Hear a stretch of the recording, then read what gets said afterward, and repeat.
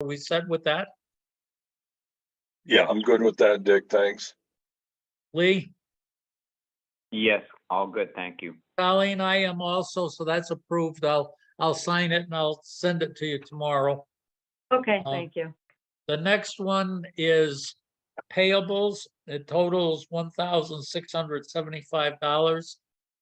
Of that is $415 for Board of Health,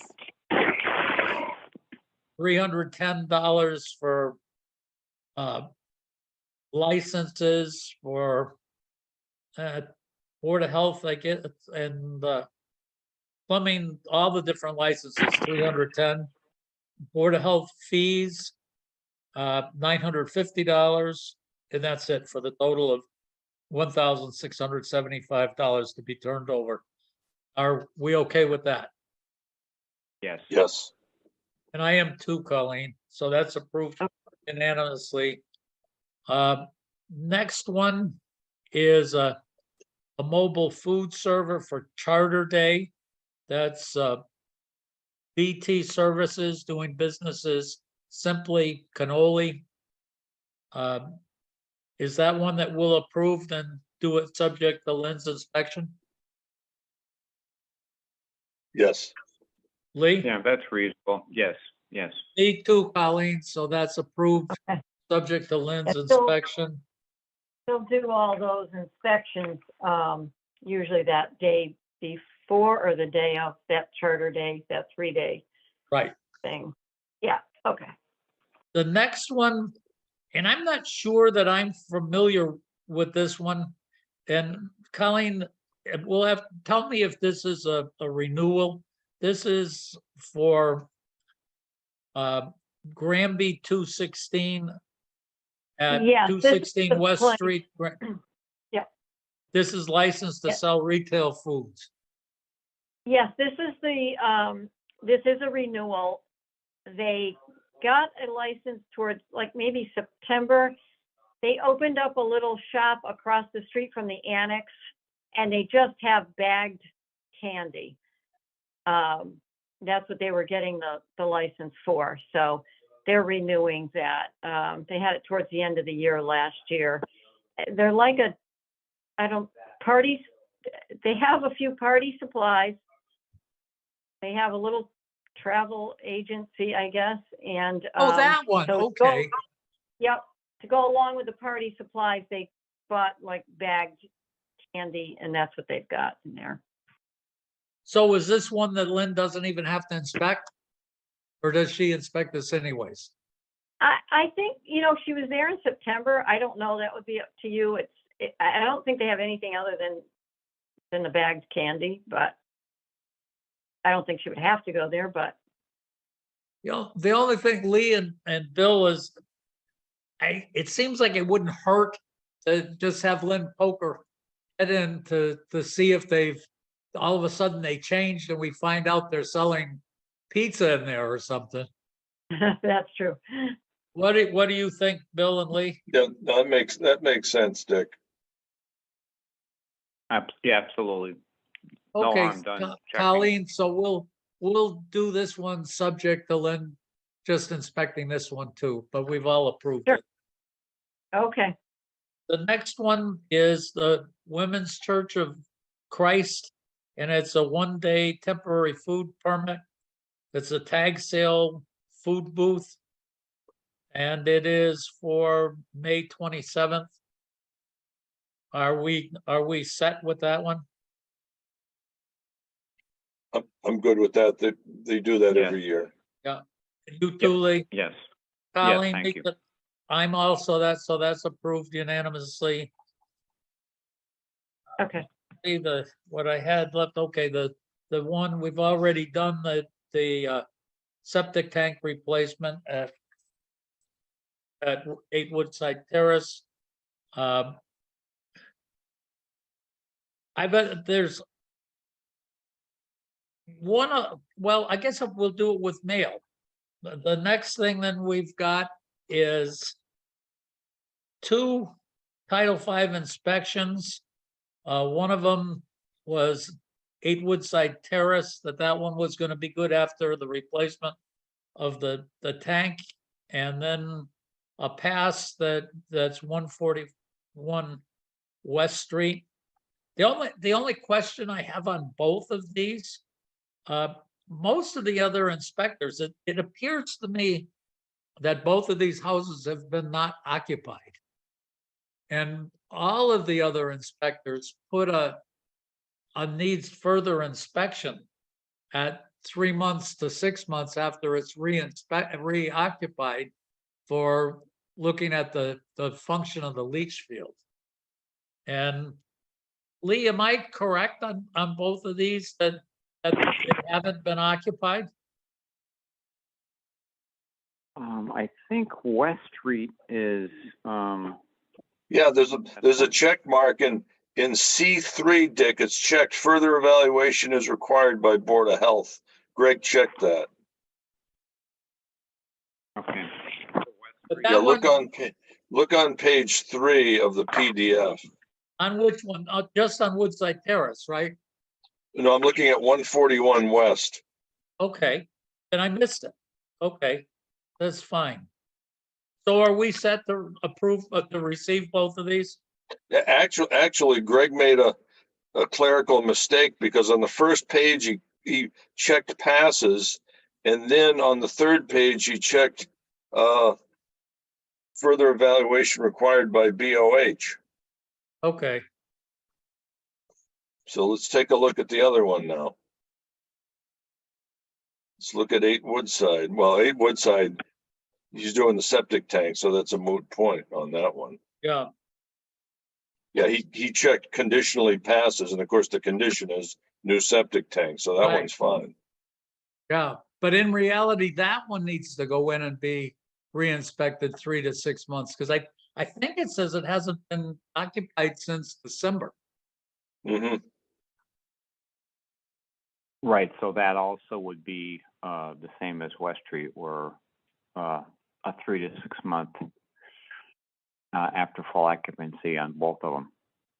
So I don't know what the mechanism is that how we do that. Maybe it's to have Colleen get back in touch with Greg and say, modify both of these to show that we're supposed to go, that he's supposed to go back in 3 to 6 months and ask him just to resubmit.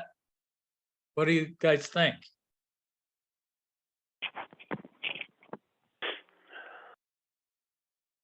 Yeah, it's too bad there's no mechanism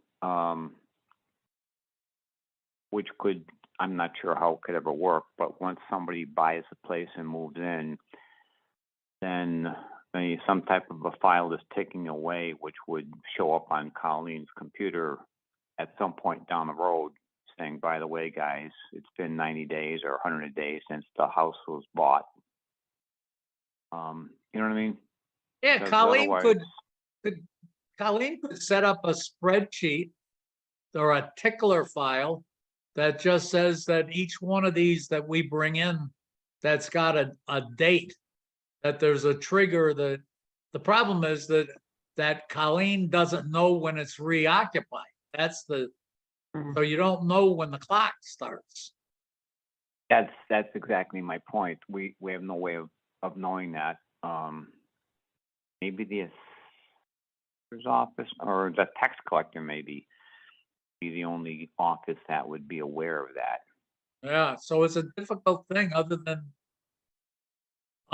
for what Colleen could do is put something, a tickler that, let's say that's 4 months out, that asks us to drive by it and just see if it's occupied, and then we pull the trigger to force the inspection.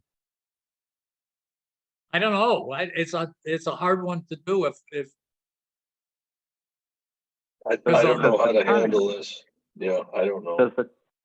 Does the town of Granby use I think it's called All Town Government or some full thing.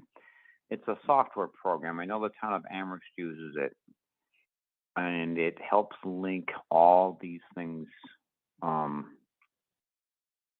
between all the different offices. I don't know if the town of Granby has that software or not.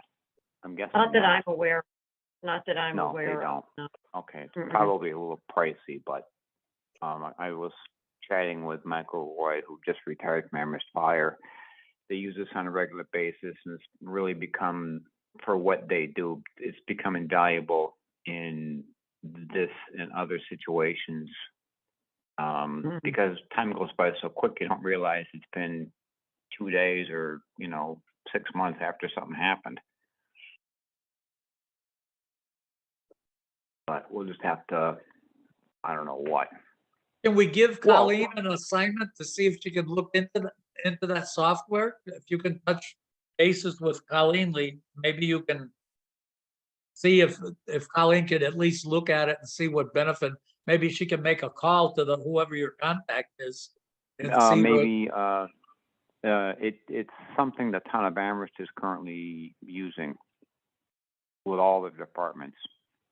What's it called, Lee? I think it's called All Town Government. I'll Hmm. Google it right now. I could check with the collector's office to see when, when she gets notified of when someone moves in, because she would have to then have them on her list to send bills to or whatever, right? So don't know. But I could check with her on that too. Yeah, she would get when the property changes hands, which is Mhm. probably the best way that something happens at some point. So the I first thing, could. so I guess what we need to do is at least receive these two things. We haven't said it's okay to receive them. So can we yeah. receive these? Yes. Yes, we're good there. Okay, Colleen, so we can receive those. Okay. The next thing, and I don't see Mr. Howard yet. So, There is a Yeah, phone I'm number. on here. oh, you are? Yeah, I'm listening. Hey, Okay. Tommy. How are you So- doing? Good. How are you doing? Fine, thank you. So a good thing is that when I hear Bill say, "Hey, Tommy," he probably knows something about you, Tom. Is well, good or bad? I guess that's different than starting from scratch. Bill, Yeah, What is- Dick. Tom was the head of the Board of Public Works, which at one time was a very strong board in Ludlow for probably 25 or 30 years. And he's been in the water and sewer business his whole life, so I okay. can vouch for his ability. Okay, Tom, I guess so that the questions that we typically ask are, you have experience with putting in septic systems, and is that true? You do have that experience besides Yeah, just well, I laying put pipe? the septic system in for the town of Granby at the DPW. There's I think five or six 10,000 gallon dousing Yeah, chambers. yeah, And I put the pump station in, and I discontinued all the septic systems on Smith Avenue, I think it is. oh, okay, And so connected all those houses to a new sewer that we put in. okay, And I did another big sewer system up on, I think it's called Greystone, yeah, off of 116. yeah, There's a big, huge septic system we put up there just for that little development yeah, up so there. you've been around for a while. Yeah, well, I did that in Dick- '89. I Yeah. did all that work. I was S&H Contracting, but then I changed the name in like '94 to Halleck Water Contracting. Okay, But I've been in Dick, we business should- for Yeah, 40 take years. advantage of Tom's knowledge on Greystone, because some of that stuff, some of that paperwork, I think doesn't exist anymore. So Tom's a good resource for that. okay. So you have equipment, Tom, the question that I'm going to ask you. We ask every single person that's doing this, getting a license. In the event that you're working on a job, you look at the prints, you get your machine on the ground, you start digging and you find out that what's in the ground isn't what's on the prints, what do you do? I guess I'd have to contact the town and, have them review it. Yeah, it's the town and engineer, but the important thing is you just said it, is talk to the town that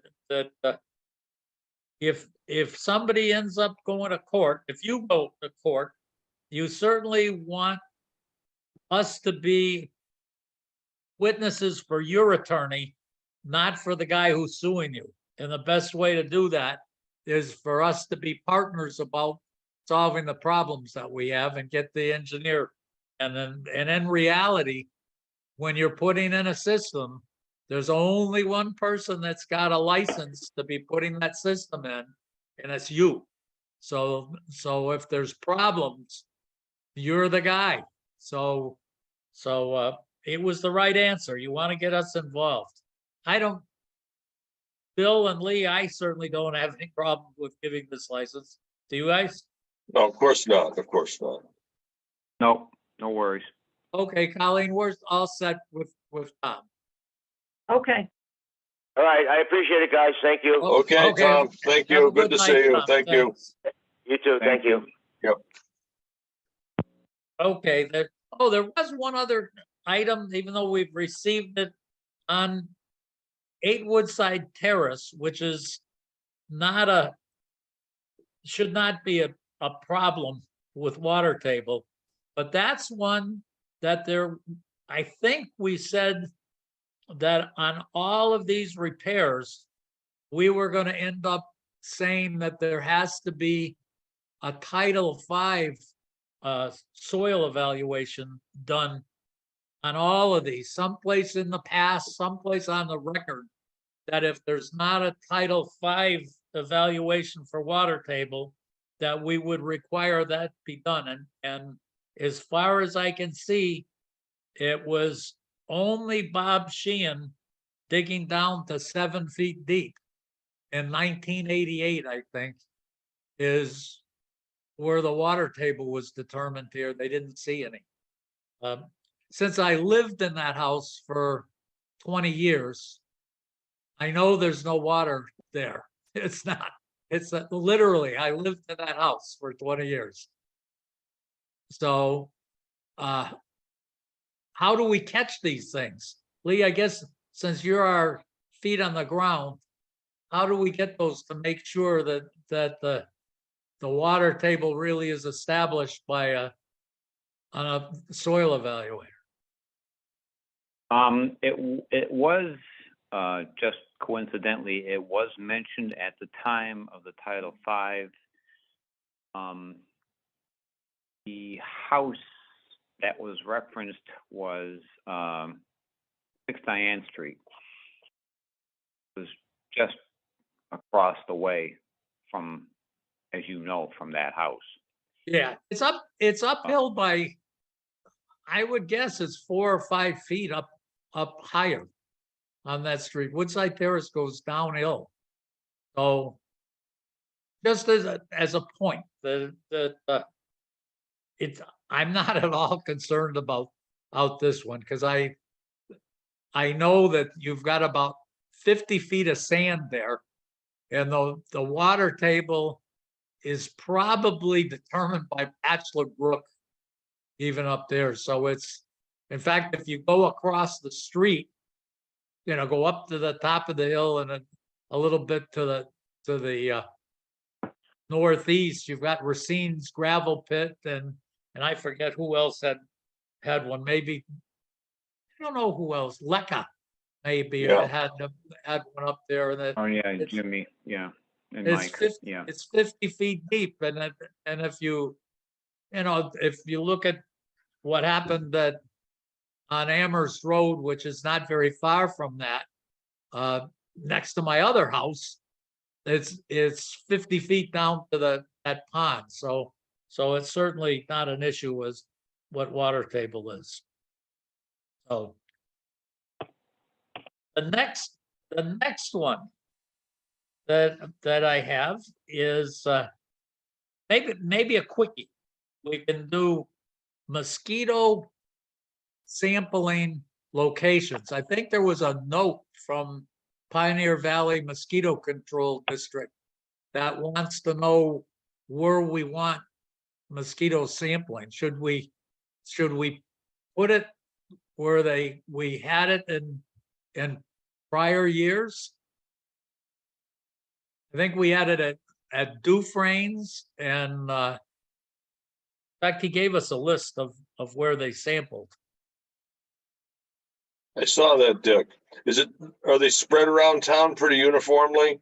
Yeah, what happened is they asked us where we thought that there might be, quite a few mosquitoes, and we tried to get it in a kind of a combination. I think they gave us, do you remember if they gave us like 5 locations that we could put them in?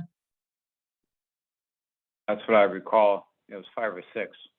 Yeah, how about Yeah. my backyard? I have the list, yeah. I have the list, that report they sent out. West Cemetery, Dufresne's Park, Kendall Street, well, that's maybe the same, Amherst Road.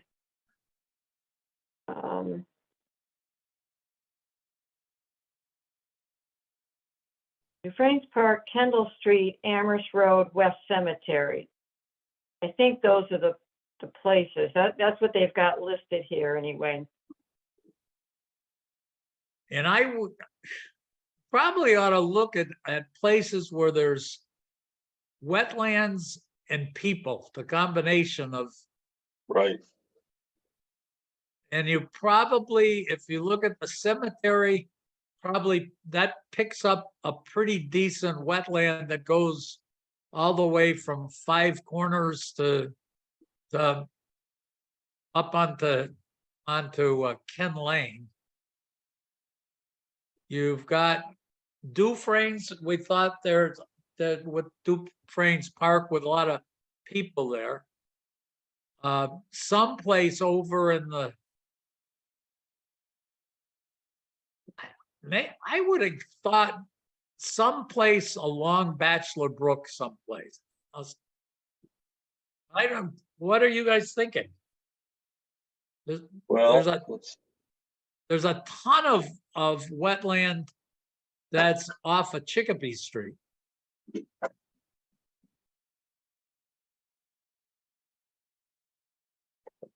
I'm trying to think of it. How about up by McDuffie? Yeah, that would pick up Forge Pond and if you look at that wetland that goes from there behind Muddings and it goes all the way into the corner of Chicopee and School Street, that's a big wetland. Yeah. And again, you've got the students at McDuffie, so you want to take care of those folks. So that might not be a bad ad. So we're talking about Dufresne's, the cemetery, someplace over on Amherst Road that all that, that's right at the edge of the town though. Is that a good place? That it's not a big wetland that's down there. You've got that little pond that's down there, but would you be better off like at the where Bachelor Brook crosses North Street? That's got a pretty big wetland to the east and the west on Bachelor Brook. Just trying to think. How about Pitchawam Swamp? But the problem is there's not that, the population's pretty sparse up that way. Yeah. You want to be in an area where there's going to be a lot of activity. Actually, think about it. Cindy's Ice Cream in the summer near McDuffie. But you're talking about near McDuffie, so that's definitely one. So Yeah. so far we've got someplace near McDuffie, someplace at Dufresne, at the cemetery, do you go over to the new Ludlow Road area or Morgan Street, where you've got the Stony Brook wetland that Right. goes, Near LaFlamme's farm, yes. yeah. So that's a big, long wetland. Yeah, that's a good idea. So And again, yeah, that's, folks, they have you pick 'em blueberries and strawberries. So again, that's probably a pretty important area as well. so that's four, I think, Colleen. Where's the fifth? Do we want to do it over on that North Street or Bachelor Street area, somewhere at that end of so that you've got that area, and then you've got the area that's on Chicopee Street. Actually, that big low area that's in the whole Bachelor Street area is probably at North Street is probably a better place. Yeah, actually, you know what might be good, Dick, is Gary Phelps's land that he gave to the state for a hiking trail, Gary Phelps's hiking trail, which is, I think, west of his home on Bachelor. And again, a lot of people frequent those new trails, and they go out in the woods, and they are off of Bachelor, and they go to the north. The only thing you want a breeding area, so you want it near the wetlands. Right, right. So let him choose if he gets in that area, and he's going to try to place them. So that gives us 5 areas.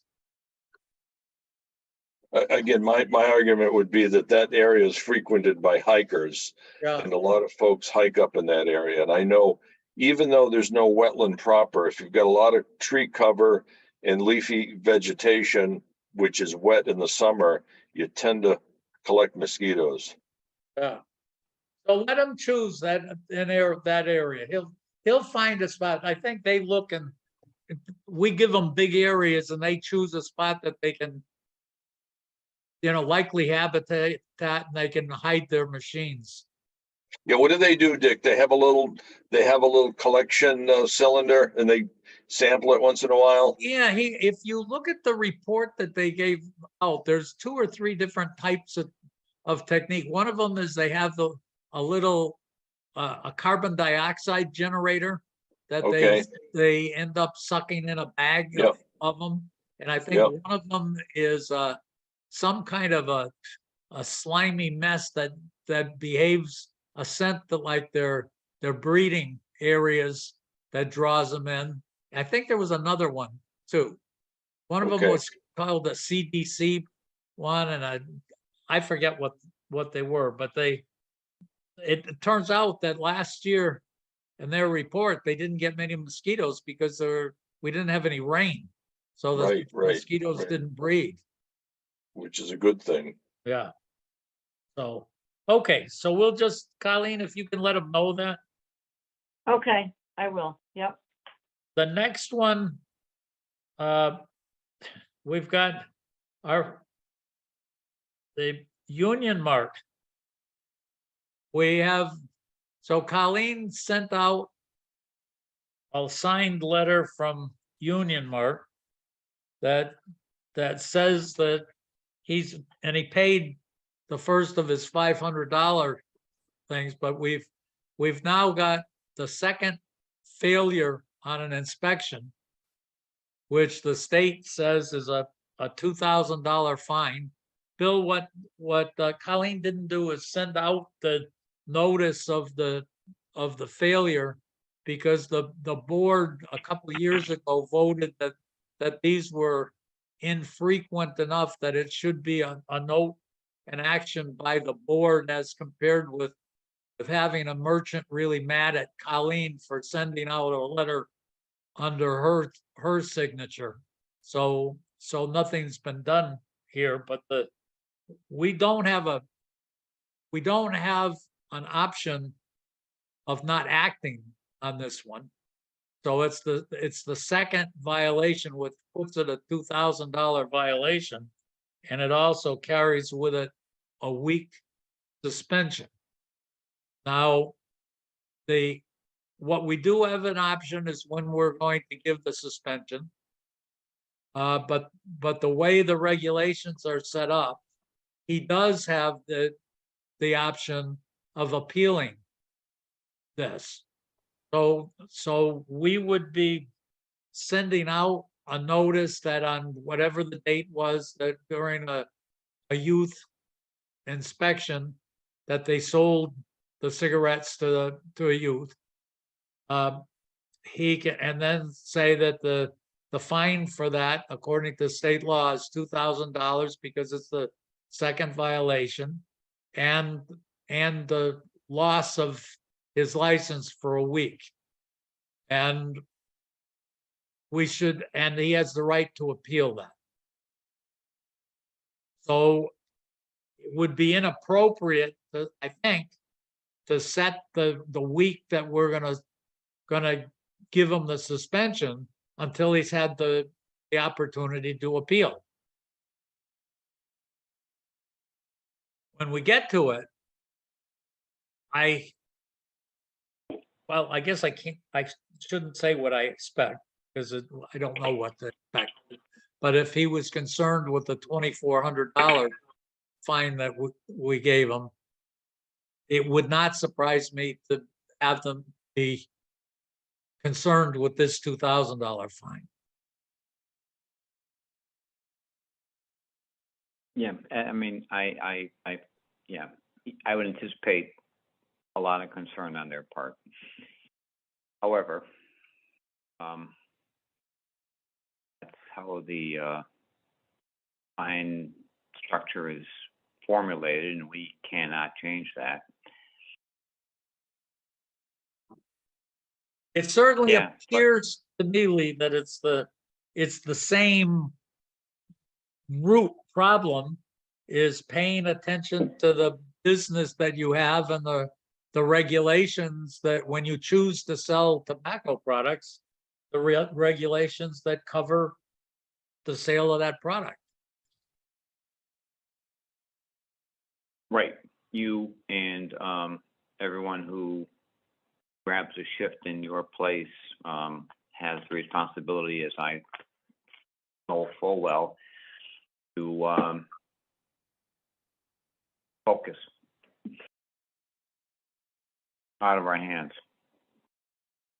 So do we instruct Colleen to send out the letter saying that on this date there was a tobacco enforcement, whatever it's termed, and he failed by selling to a minor, and that it's the second violation, which results in a $2,000 fine and a loss of his license to sell tobacco products for a week, and that he has a right to appeal this within whatever days he has it.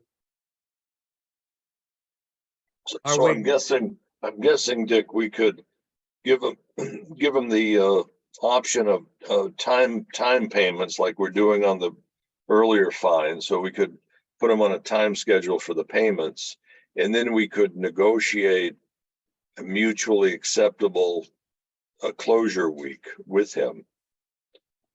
If he requested that, I guess. If he requests it, yeah. If he requested it, and that if Yeah.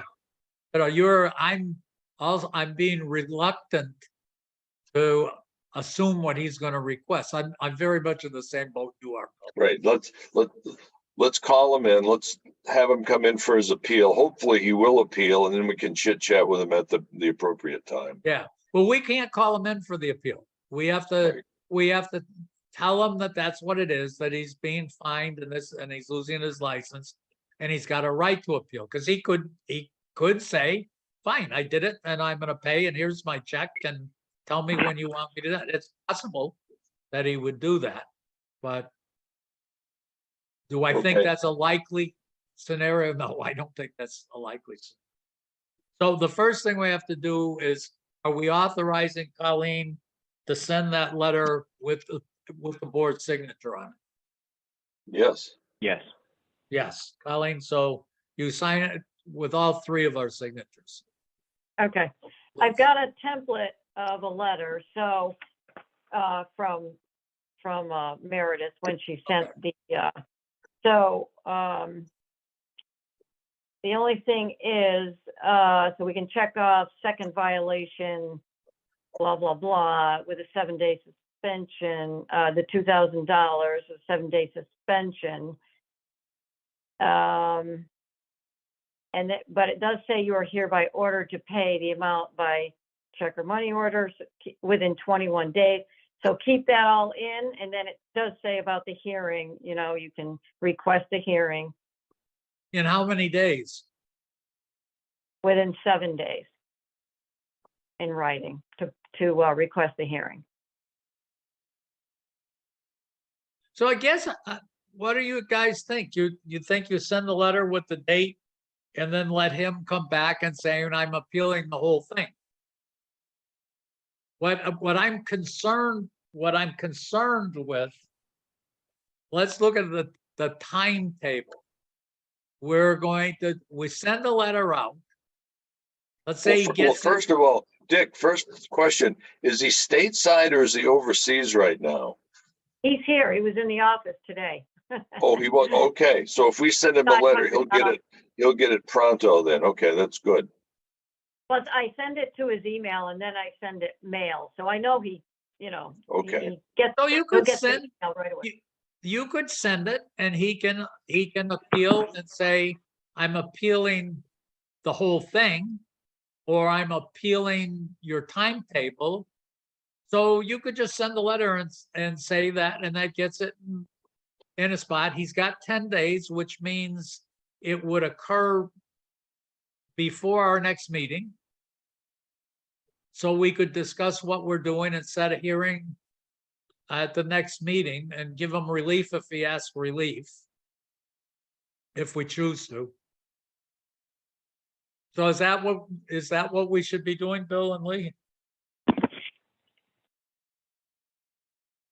That's a reasonable, fair approach. In the old days when they did these operations, they would communicate immediately with the vendor that they had either, usually they wouldn't come back and tell you passed, but they certainly used to come in and tell you that you failed. Yeah. Whether that's the case or any longer, I have no idea. But Bill, if Yeah, you haven't gone through it before, but the last one, that there was actually a formal appeal where the person said, I want to talk about this, and said, I don't think it happened. Then the person that ran the enforcement operation says, okay, here is the name of the kid that did it. Here is the pack of cigarettes that you sold to them. Here's the money that we've documented, the money that you took. And the whole thing is packaged together. And the guy or the woman that was running the sting operation says, I stood there and watched the kid come in. I watched the kid come out. I checked the kid's pockets before he went in or she went in. And they have the thing down so that it's just, these are not mistakes that occur, but I guess if we send it out, we're going to have to send something out. So Dick, Yeah. do we have this evidence in hand or do we have to ask for the evidence? We'll ask for the evidence. If he appeals it, then the person that did this thing will appear. You know, if the guy says that I don't want to do it by this format, you know, and you know, I don't want to use Zoom. I guess we'll have to find some other, or we could have to find, but certainly the person does show up with the evidence. Okay, And we get a chance to talk to the person too during that hearing. Then we get the same thing. The last time we didn't have that kind of hearing because it wasn't a result of a sting. It was a a procedural issue that it was all within our control. It was not an enforcement. No, A sting. I got a question about the sting, Dick. Are the youths that are hired to? I don't know whether my system's just stopped or yours, Bill. He froze. He froze, I think. Yeah, Yeah. he just cut out. Okay, Yeah, I think he must have froze. okay. So if he requests a hearing, then do you automatically ask for the tobacco control to come to it, or? Yes, if he wants the hearing, then tobacco control would have to come. Bill, you froze, so none of us heard you. No, the question is the kid that they used in the sting operation, who's he paid by? I don't even know if they're paid, but it's by the Tobacco Control Coalition that we're a member of. And I think isn't it Hampshire College or Hampshire County, Lee? It's Pioneer That's Valley. correct. Pioneer Valley? Okay. Pioneer Valley Tobacco Control. Yes. Okay, so these young people are employees of that group then. Okay, I got it. Yeah. Okay, So that's what we'll do, Colleen. So if you send that out, Okay. the Mhm. next letter that on my list is one from Danny Propanese. And it is a letter to Colleen, and it's about lot 0 on Phillips Circle. And if it's a lot that basically is it's across the street from you, Bill, not so much across. I know where it is. Yeah, it's Like the end of Phillips Circle, and it's between Phillips Circle and Barton Street. There's two Right. lots. It's the Right. southernmost lot. Yeah. He Right. he got a wetland permit through us about 2 years ago, and then I guess they had some family issues, and I guess he's asking for an extension now, isn't he? Yeah, and what happens is, according to Title V, when you get this is an extension for the application, the septic system construction application, which says that Title V says it's got to be completed within 3 years. It does have a provision on Title V that says the Board of Health can give 1 year, one single 1 year extension if there are extenuating circumstances, which typically would mean if the thing is under construction or it's ready to go with so that you don't end up with somebody that's 3 months away from getting the whole thing done, and the permit goes dead on them. And so, but in this case, it just seems like he's saying, my permit's running out and I want another year on my permit. And there is a procedure. I have no idea when the perk test was done. So he could be going in, he could get his 4 years out of his perk test. He'd get any time in the next 4 years beyond that, he can do a couple deep holes to see if the soils are all the same and anything's changed. I get another, get it out to 8 years. But on the permit, it just means that he just have to pay for another permit. But to get a new permit, he has to have a valid perk test. And the deep holes have to be done in March and April, which he could do if it's running out. But Colleen, I'm guessing you don't know when the perk tests were done on this permit. No, I don't. Yeah, I don't have that stuff with me either tonight, but. I think Neil Jackson did the design, Dick. He did. and he did the Yeah. perk test. Yeah, No. I don't know, we should talk, because he's asked us a question, Lee and Bill, that, and my feeling is that this isn't one of the cases where someone was building something and that they needed an extension to make sure they could get it finished before it ran out. This is just, anybody could come in and say, you know what, I don't like 3-year permits, I want 4-year permits.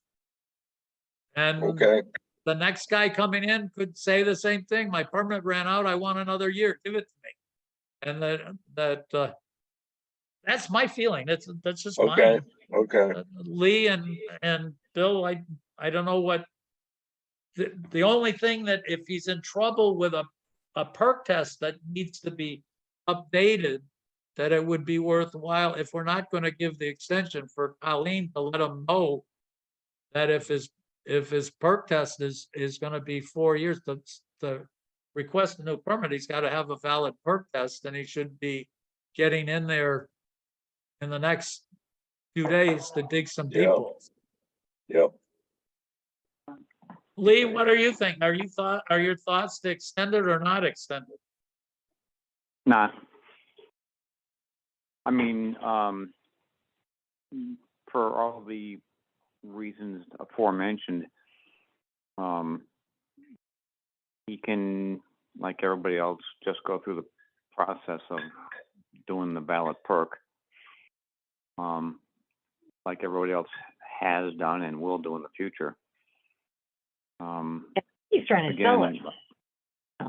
Well, that's all. Then all the more reason to sell it with a valid perk. It may not sell right away. Yeah. That's a very difficult lot, Dick. There's a big problem with that lot, and I'll tell you what it is they're drawing power off of Phillips Circle. That's Hallahan's project. Right. And that's all underground utility. And the transformer they have to pull off of and go underground to this lot is on the order of 1,000 feet.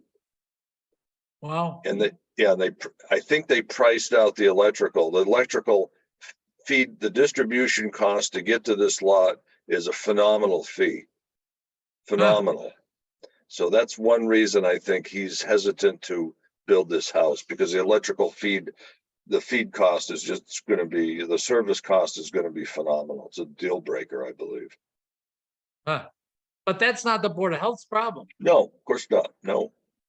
No, but that would be indicative of the fact that the sale of that lot may be lengthy before it comes to fruition. So therefore, a valid updated perk, which can go for another 2 or 3 years or whatever it takes. Maybe 4 years. Maybe 4 years might be necessary in this particular scenario, given the data and the land and all these things involved. Not like it's someone's pending the sale of the property between now and, Memorial Day. Oh. Colleen, so if that's the case, what the board is saying is we're not going to extend it, but if you can get him an email saying that the board voted not to extend installation construction permits are good for 3 years, and we didn't extend it, but to submit a new construction application, he needs a valid perk test, and Okay. that the perk test only lasts for 4 years, and that can be renewed for another 4 years, but it has to be renewed during the months of March and April, so that he knows it and he can get somebody. In this case, all he's got to do is dig 2 deep holes out there in the next few days. But just to be decent to the guy, because I'm guessing, but I don't know that it's possible that Neil designed the system in the same year that he did the perk test. If that's the case, then the perk test is good for still another year. So Neil could submit a new design and pay the new fee. Mm-hmm. But he doesn't have to do that right now. He can wait another few months to do that. If he's got the valid perk test. Right, right. If he doesn't have the valid perk test, then he's got to go in and dig those 2 deep holes in the next week, and then, well, the next few days. Mm-hmm. But just to try to make it so this guy doesn't get, he can still end up, if he gets in trouble with the way we do this out of season perk thing, he could actually submit a new design, and that would be contingent. We would approve the design subject to the deep holes being done in March and April, that he could actually go all the way through getting a building permit, but he just accepts the risk of having a water table that's not correct. So he really, other than the fact that he'll end up not having this design is going to end up being void, he could still pay for the new design and get it going for another 3 years. So he's got lots of options, but it's cleaner if he needs new holes, observations, he would need to do it. So if you just let him know that we voted not to extend it. Yes, I will. Okay. Mhm. Yeah, actually, Dick, I found his test pit line. I'm gonna turn the computer upside down. Okay. I'm having trouble reading them. Let me, hold on one second. I gotta blow this up. Stand by. Here it is.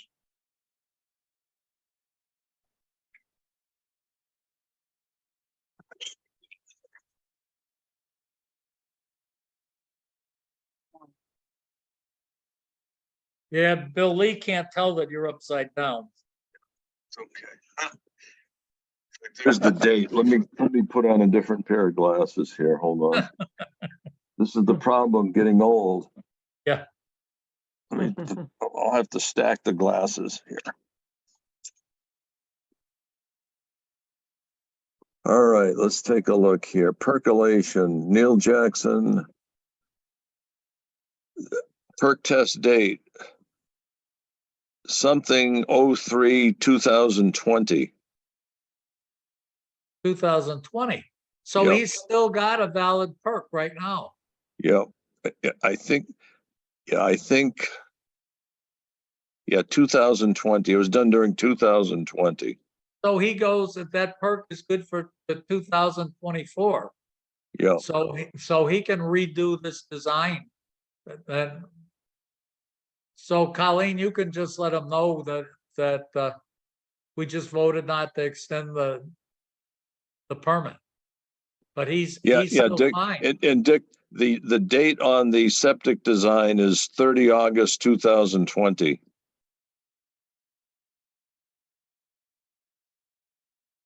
That's the date on the design that I'm reading right here. So that's going to be in August. It's going to be the 3 years. Yep. So it's still valid right now. Yep. Yeah, and the perk rate. Yeah, the perk rate, it was a slow perk. It was 40 minutes an inch. Yeah, it was slow. Yep. Wow. Yep. So he has to make a decision whether or not he wants to roll the dice and try to see if he can market that property over the next 4 months. Yeah, but at least at this point, if he chooses to pay the new fee, he can get another 3-year permit right now. Yeah. So until that perk goes up. That's the smart money. Yeah. Obviously. Yeah. Yeah. Yeah. Okay, so as we go through, that I think is all that I had on my list. What the complaint about the kitty litter? So we had somebody call back and say which house they thought that was doing that. So Yeah, actually, someone called me, i.e. the Conservation Commission, about that as well. Is there So I that guess much Board of a of Health volume? and Conservation both got calls on that matter. Do you, Even after that heavy rain, is there still that much volume over there? I mean, I haven't been No. by. there's not Colleen, much volume, period. Yeah, didn't you tell them to take it to a landfill, to scoop it up and remove it to a landfill?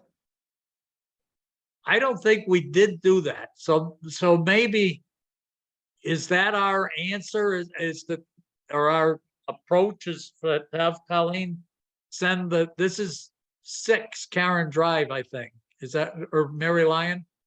One of those. Karen Drive, 6 Karen, yep. So Maybe it's Dick, is the person allegedly depositing the cat litter on the ground, is that the same owner of the property? Do they own that property? I don't know that. It's across the street. See, that's There's- the problem. So I think the expeditious way to do this is kitty litter, and if you let it go there a little while, the rain's going to do its job and it's going to disappear. Right. But maybe if we have Colleen send a note saying we've had a complaint that someone from your property is dumping kitty litter across the street. It's probably on town property right now. It's not very far off the curb. So I'm Right. guessing it's town property. But to say that it's illegal to dump that, and could they please just include it with their trash, their weekly trash pickup? That's right. Because it's not a big volume that, you put there are only a couple little bags a week that you end up with. I'd be surprised if there's 100 pounds of the stuff there. When I looked, the grass hadn't started to grow. What is it, Colleen? 6 Karen Drive? I'll drive by there in the next few days, take a look. Well, I did, and well, you could do it from a conservation standpoint. But it's right next to the road. It's across the street from Karen. But if we just send, as long as everybody's making something, and it is, we shouldn't let it be done. Yeah. But since it's such a simple fix, they're not even paying to have the trash taken away. It's part of their tax rate, and just say, please, just throw it in the waste and the trash with your other waste. Yeah, I mean, that's as simple as it gets. It's not going to cost you a dime. Just do the right thing. Yeah. And Bill, if you go by and think that you look and say, yeah, it's worthwhile to go after to try to get them to clean it up. And when I looked at it, I said, if we let it alone, the rain is going to take care of it, as long as they don't, put more there.